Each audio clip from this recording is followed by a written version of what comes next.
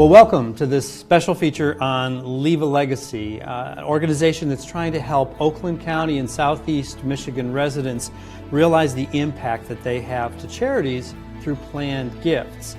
Now in Michigan, we mostly give to charities regularly during our lives. A planned gift, on the other hand, is a gift that goes on after our lifetime. So we're going to get to that. We're going to want to talk about that.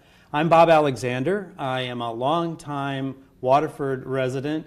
I'm the Director of Development at Angela Hospice, and I'm a volunteer for Leave a Legacy of Southeast Michigan. I am joined by two bright people having to do with planned gifts. Both Rebecca Herr and Bill Winkler are here with me. Now, Rebecca is a trust advisor with Northern Trust. You've been at that kind of thing for 11 years. Right. That sounds like fun. You must know what you're talking about at that point. Bill is a partner with Kavanagh, Winkler Associates. He has been a long time associated with philanthropic efforts throughout Southeast Michigan. Planned gifts in the School of Medicine at Wayne State University for 10 years. Bill was in the restaurant business for 20 years, so we might have eaten your food. Actually. I think you probably did. That's why you look so healthy. That's good to know. You've been involved with the Gleaners Community Food Bank and the Food Bank of Oakland County, and you are the current president of the Planned Giving Roundtable of Southeast Michigan. That's correct. Which is very cool. They're the umbrella organization that oversees the Leave a Legacy group. So Bill is our captain, my captain. One of those things. What we want to do is first sort of create some principles so that you understand what we're doing and what we're not doing. One of the principles of Leave a Legacy is that we do not advocate for any one organization or agency in particular. What we do advocate for is the idea of planned giving, of the principle of charitable giving. It's the thing that we're interested in, and that's not selling a product, that's selling an idea to the community at large. The second thing that I want to do before we get sort of underway in planned giving talk is just to talk about charitable giving itself in general in the community. So I want to talk about the importance or the impact of charitable giving as we live and breathe right now. Rebecca, do you have any sort of insight, just some thoughts about that in general? What does charitable giving do to a community in general? Sure. Well, I think charitable giving, it helps the community, of course, with dollars and that type of thing, but charitable giving is really more. It's an impact to the community, to the nonprofit, to the family, to the individual that's creating the gift. And it really is an equalizer, if you will, from people who are wealthy down to people of more modest means, where they can make an impact and have some meaning with their family and lead with their values. Right. I'm very interested in exploring that. While we talk about this, I want to sort of see what that even playing field looks like. Sure. Because so many people think about charitable giving as though, in the big sense, that's the big guy's idea. That's what right. really wealthy people do, right. and it's not so much what we do. But I kind of want to counter that and build maybe to you just the idea of how charitable are people? I mean, what's the nature or the size of charity, not in dollars, but in participation in the state of Michigan even? Well, it's kind of interesting because in the state of Michigan, a recent survey that was done by Michigan State University gave us some really valuable data on what charitable giving is all about in the state of Michigan. Upwards to 82% of the people in our state throughout their lifetime support a vast array of charitable organizations throughout the state. Their churches, the places of worship, yep. they support those entities. Sure. The Cancer Foundation, juvenile diabetes. There's a whole plethora of nonprofits that 82% of the people in Michigan support. That is a strong effort that says something about the citizens of the state and how they feel about these charitable organizations and the incredibly valuable work that those organizations do. Yeah. And why they want to see those organizations succeed in their efforts. Right, and that's kind of what I want to sort of riff on that a little bit more. why are they charitable? I mean, what motivates them? Nobody's twisting their arm, nobody's sort of forcing it. I mean, that's why it's called charity, right? It comes from the heart, but what are those motivations by your experience? Well, I think for me, Northern Trust is a private wealth management firm, so we work with high net worth individuals. And to go back to what you were just mentioning is, I don't want people to think that philanthropy and charity is just for rich people or older people. I think everybody can lead with their values and live their legacy during their lifetime. But with me, with my client base, they're not even led by tax efficiencies or deductions, or that's not it at all. They want to make a great impact, and a lot of times they want to make gifts during their lifetime so they can see the impact, but certainly planning within their trust documents and their wills is a really essential part for being a wealth management advisor to help them plan what will happen to their assets later in life as well. Right. I want to get to that. I want to talk about that in a moment, but I still kind of want to wander around in this wading pool of motivations. But I feel like that is something that's characteristic of us, right? I mean, I give to things, you give to things undoubtedly. Most of you, if it's 82%, most of you are giving to things, and it would be almost like, well, why are you giving to things? Because I want to keep that nugget of truth as to the motivation that we carry on through our lives. And so many of us are giving because we've been affected by a lot of the organizations, or we believe in them. Would you agree? Absolutely. I think one of the prime motivators is folks that have been, let's just take an example. One of the biggest organizations, nonprofit organizations throughout the state is the ARC, and the ARC deals with developmentally disabled, intellectually impaired children and adults. The ARC does absolutely wonderful things in terms of advocacy for those folks, one of the most vulnerable of the populations in this state, to make sure that they have inclusion. Now, there are a lot of folks whose families have been touched by that. Either you are personally touched by that because you have a child that has been affected by either developmental issues or intellectually impaired. And so there's a strong connection between you and what the ARC does and what it will do through the entire life of your child. As your child moves into adulthood, that organization is going to be there to help you make sure that your child has access to the world that they can possibly get into. And that's an important factor. And so that's one of the prime motivators for a lot of folks. You may have a grandson, or you may have a son who's been affected by juvenile diabetes. And so you know the kind of research that's been done there and how that research has helped your child through the course of his or her lifetime. And that's the stuff that connects people to those organizations. And I believe that that's the prime motivator for a lot of folks to support those organizations financially, because they know, those people know that after they're gone, juvenile diabetes doesn't end. Intellectually impaired children are still going to be born 20 years from now, 30 years from now.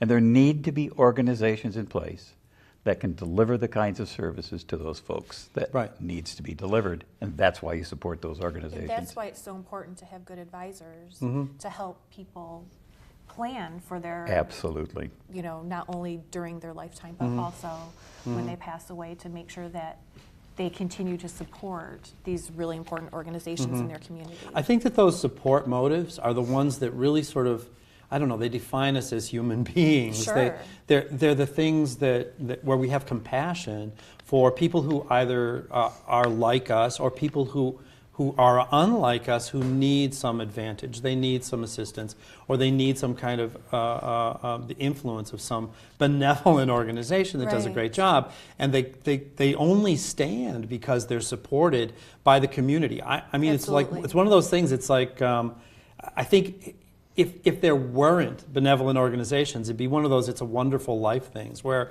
all of a sudden so many things that we consider normative in our society would go missing. Would no longer exist. They wouldn't even exist. And they exist because we're philanthropic, because we're donating, we're charitable as a living people. Sure. Let me just talk for a moment, because I know we're going to talk about just a little bit on some vehicles as to how people contribute, how people donate. And I think that most of us in our homes and in our lives know the way that we contribute are pretty basic stuff. I mean, we may put dollar bills in a red kettle, or we may send a check, or we may write do a credit card of some kind to an organization or agency. But what other vehicles for a living person do you know of that kind of exist? I mean, are you interested in chatting about that for a second? Sure, absolutely. Yeah. So what are you familiar with in terms of what living regular people might do aside from the way that we know we donate? You want to hit it, or do you want me to? Go ahead, you can start. Well, I'll say, not to get into technical, charitable trust and all those different vehicles.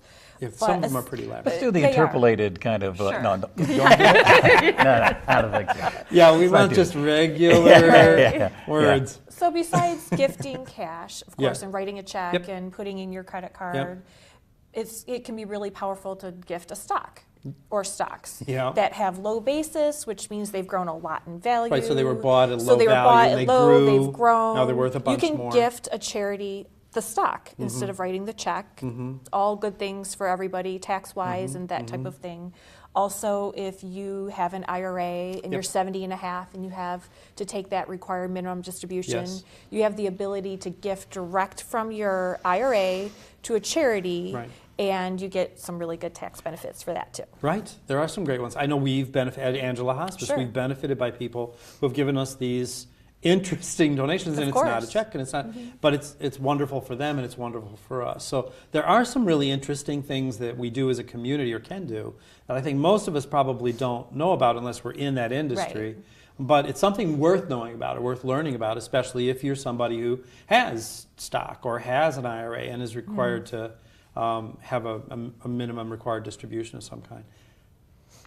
You want to say something? Yeah, I do. Like it? Yeah. One of the most convenient ways that people can support charities, and for those people that do support charities, like us, you do that through your will. You have a will created, and in that will, you simply state what percentage or dollar amount out of your estate. Right. And a lot of people don't even think they have estates, but in fact, many people who don't think that really do. Sure. Yeah. So you can make you can put that in your will. You can do a bequest, and specify through your bequest how much money will go to that charity that you want to support. Those are simple ways to do it. The other kinds of ways to do it, these kinds of financial instruments, are in many instances easily accessible and very beneficial, not only to the charitable organization that you want to pass this money on to, but to your family, like split interest gifts. Can you talk about split interest? Sure. So, and again, we can get as technical. No. But with split interest gifts, you can have a certain amount during your lifetime go to you as the grantor, which is the person who kind of creates this instrument, and then upon a certain amount of time or upon your passing, a portion or the remainder goes to a charity or to your family.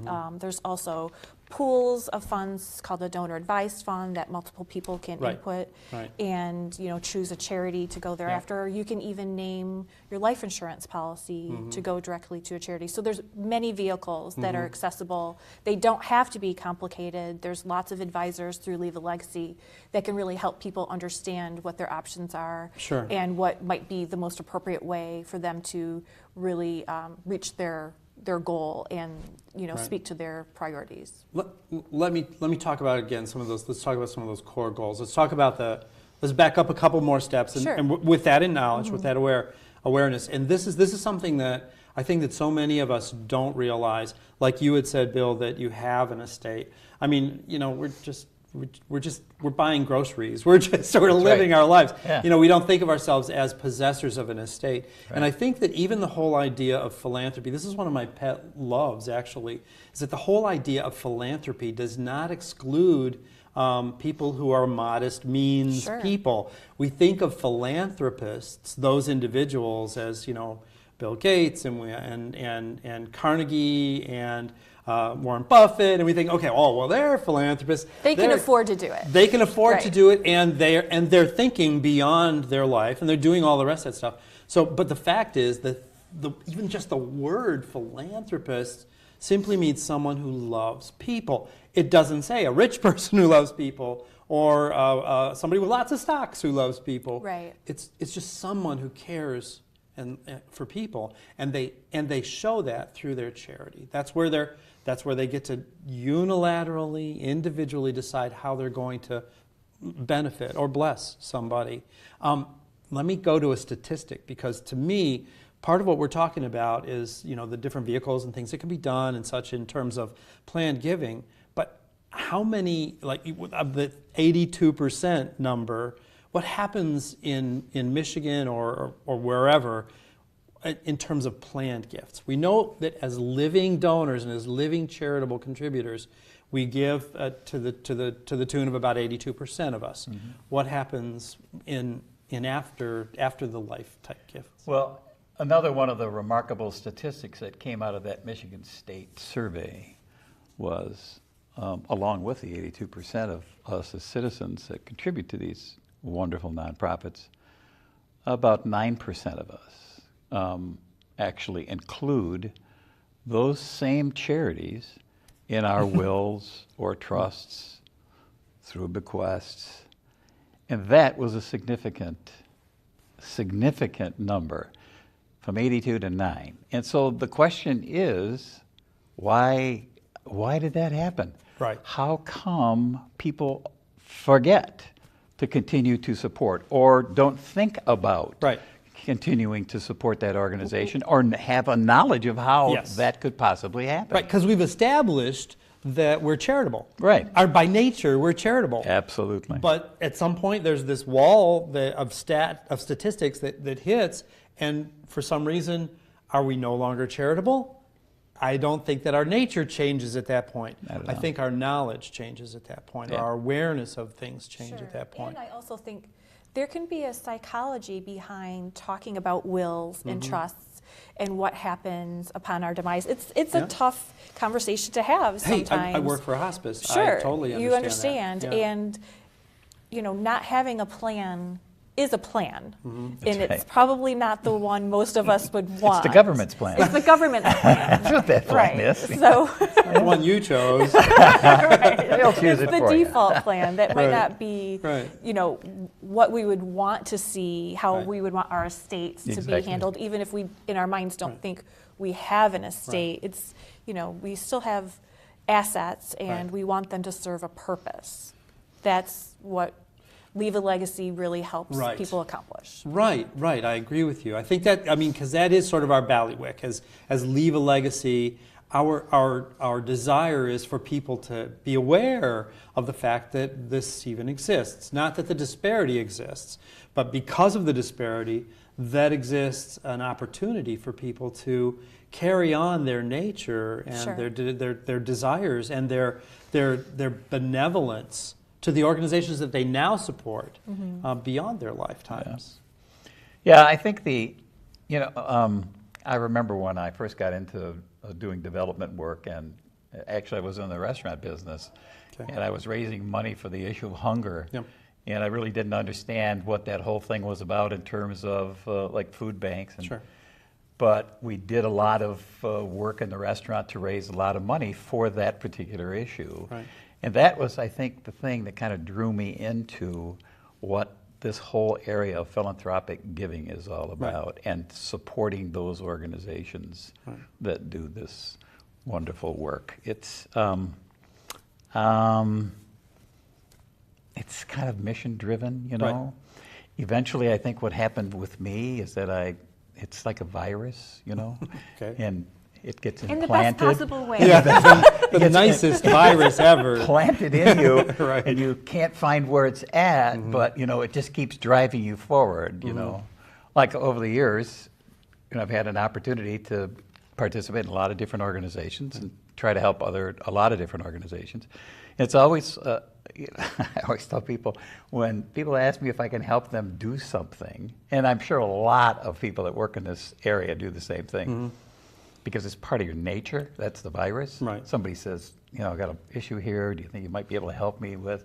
And I look at my life and my schedule and everything, and I think to myself, I really don't have the time to do that. No. And I start to form that word no.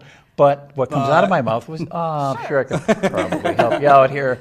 Not a problem, right? Yeah. But I think it becomes part of your nature. And you've said it. I mean, it is part of what our nature is all about, There are so many wonderful comments by poets that talk about paying it forward. Yeah. Sure. By throwing something out there, and you never know who it's going to affect and when it's going to affect them and at what point in their life it's going to affect them. Right. And I think that that's wonderfully important, Sure. To create a quality of life experience for everybody. I hear you. I think that some of what happens when people think about the planned giving, again, planned giving is gifts that are after your lifetime. We're giving all the time. I'm going to say 82% of us are philanthropists now, and for some reason, only 9% of us are philanthropists afterward. But I think part of it is, maybe it's wanting the conversation, not wanting to have the conversation about after our lives, but I think it's valid to have a conversation about what's important to us. Sure. With our friends,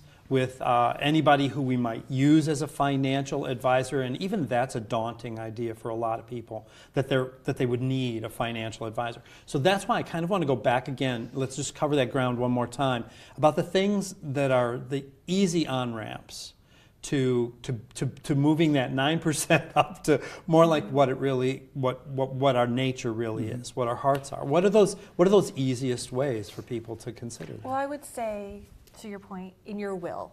Okay. A will is the most basic Yep. document for what you want to have happen Yes. to your assets, your personal property. Right. Put it in your will. You can ask the charity that is near and dear to your heart. They will have wonderful people to help you kind of create that planned gift. You can go to the Leave a Legacy website. You Yep. can ask your financial advisor. Right. Or you can, what I like to suggest people do is, every year in January, when you're kind of making your New Year's resolutions, Okay. have a conversation with your family and say, what do we feel passionate about? Right. You can pick a different charity each year. You can pick a different organization. You can talk to your church, and there's lots of resources out there. I would say at the very basic, go to the Leave a Legacy website. There's tons of information out there. Right. There's, volunteer members such as us who our names are out there. But in your will, call your Right, and even if you have a will, charity. have a will. Have a will. Please have a will. Please have a will. But even in your will, if you have a will, you can add onto your will with a codicil. Codicil. Right. You simply write, and I want this something or whatever, Right. if it's a dollar amount, if it's a percentage amount, if it's whatever it might be. Sure, it could say stock. It You could can say- say. it could say But any- and I want to. right. I want to just reiterate. It's not all or nothing. Right. It's not. Upon my passing, I want to take care of my family. Right. It doesn't. It's not that way. It can Right. be.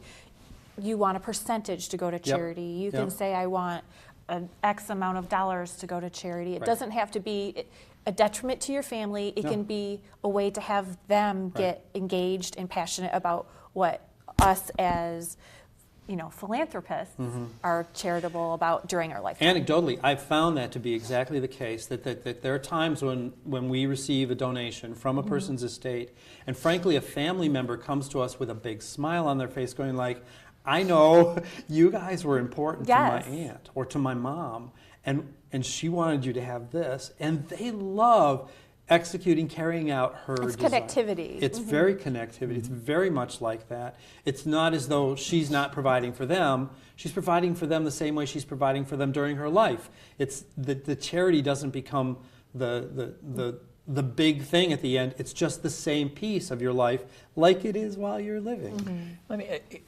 Would it be fair to say that when let's just hypothetically say a family comes in to talk to you, husband, wife, they want to talk to you about setting up something for the future for their children. And in the course of that, your interaction with them, is it fair to assume that you strive through the way you dialogue with them to find out what are those important things in their life Of course. now and moving forward, so that you can help them craft what that plan would look like? Of course. Okay. And that goes back to when I said assets serving a purpose Yeah. and leading with your values. That's a conversation that wealth advisors would have with all of their clients to Right. make sure not only are we being good stewards of their assets and investing them properly, but also having a meaningful conversation so that we understand we can help them achieve their goals. And the only way to know what their goals are is by having a really good conversation. Have them tell you. You know, Yeah. but to also Because ask. the mind reading thing It's doesn't the work mind sometimes. reading thing doesn't work. Waiting for somebody to say, "Hey, by the way, there's a Right. charity I've been hesitant about Yeah. supporting, but I really feel passionate Right. about it." Right. Sometimes it's just not being afraid to ask Right. questions. Right. And giving pause and giving space to somebody to actually answer. You and I were talking yesterday or a couple days ago, and you said that there was something you remembered or you had in mind of a family or a community. Yes. I mean, just how the benefit sort of built itself around the situation. What was Sure. that? So we had a client who wanted to make an anonymous gift, but she wanted it to be meaningful. And at first, she was thinking about kind of spreading her wealth amongst many, very deserving charities. And then after some soul searching and conversations, and that goes back to actually asking the question and, giving some space to having somebody answer, she decided she was going to make one very large, impactful gift. And of course, not everybody has these means, but we can still make an impact regardless of the dollars. And we got a hold of the charity to notify them of the gift Christmas Eve. Oh, And There's a nice present for you. Right. And not only did it impact the client, she was, Right. She made the gift during her lifetime. She got to see the impact Yes. to the nonprofit, which is Right. really important. Because they were made aware of it. They were made aware. Right. The gift, took place. It was of stock. Right. Took place before the year end. The charity could, of course, not have been more thrilled. Right. But then she was able to see what they used Right. those dollars for, and able to see that they were such good stewards of this large, impactful gift that she made. And I think it meant more to her to be able to see Right. what impact it had versus the significance of the gift. Right. The stories abound when you work in development, Yes, and they when do. you work with folks that want to have an impact. Right. I can remember talking to a gentleman who had become fairly successful, and his parents were immigrants, and they had worked 2 jobs. Both parents worked. They supported him and his 2 brothers, and they helped them get an education and to provide a better life for their families as they move forward. And this fellow wanted to create a gift that would help students, okay? And so I asked him what he wanted to, as we were talking, I said, well, what do you want what do you want the name of this thing to be? Would it be Right. Peter, whatever, endowed whatever? And he said, he said. And so, because he had talked so much about his parents, I said, do you think it would be all right if you included your parents in this? Because you really have talked a lot about how, if it wasn't for your parents, you wouldn't be here having this conversation with me. Yeah. And as soon as I said that, you could see the tears well up in his eyes. He said, that's it. That's what I want to do. I want to name this gift after my parents. Right. My name doesn't have to be on it. You Right. gave him a gift by saying that. You did. And it's Oh, yeah. amazing how many times that happens. Yeah. And that's when, if you're paying attention and you're listening, because we, like you said, we are all charitable by We are. nature We are. at base, We are. And if you can just hear that, Yep. it really Yeah. unleashes a lot of stuff. And Yeah. so, Well, and those stories are so wonderful, because they represent what the person themselves are doing to give, but they are also a testimonial to their families, to the people who love them, to the people who care about them. I'm just saying they see the delight and the meaningfulness of that experience in their own eyes. his Well, parents gave him a legacy gift. They did. Sure. And he gave that legacy gift In their to name. future And generations. to others. In their honor. Exactly. It's I about love leading that. with money, Yeah. but ultimately it's affecting your heart Right. Yeah, exactly. and the hearts of others. Yeah. Well, we hope we've planted some ideas. We hope that we've at least demystified philanthropy and helped you realize that probably you are a philanthropist already, but that it's definitely worth considering the fact that that philanthropy has so much potential to go beyond your lifetime, whether in whatever organization it affects. Entirely, it's personal and it's very meaningful. We hope that we've sort of broken through that particular idea. And if you want more information, Rebecca kept mentioning the website, so I'm going to mention it again for you. There is a website you can look at. Again, we're not looking for business, we're looking to disseminate information. So you can try this, log on to this. It's at www, it's a long bunch, .leavealegacysoutheastmichigan.org. So it's www.leavealegacysoutheastmichigan.org. And we also do have a phone number. Yes, we are in modern times, so you can get a hold of us by phone also. The number is 888-826-7900. And there are all sorts of people who do know about philanthropy and wealth issues and are happy to just give you references and help you begin to sort through that whole idea and turn your philanthropy into something that goes beyond your lifetime. That's a legacy. That's leaving a legacy, and we couldn't be happier if you opted to do that. So we're hopeful that that was helpful for you, and thank you very much for taking the time to listen through this, and we invite you to connect with us through either of those means. And otherwise, want to say goodbye. I'm Bob Alexander. I'll see you around town.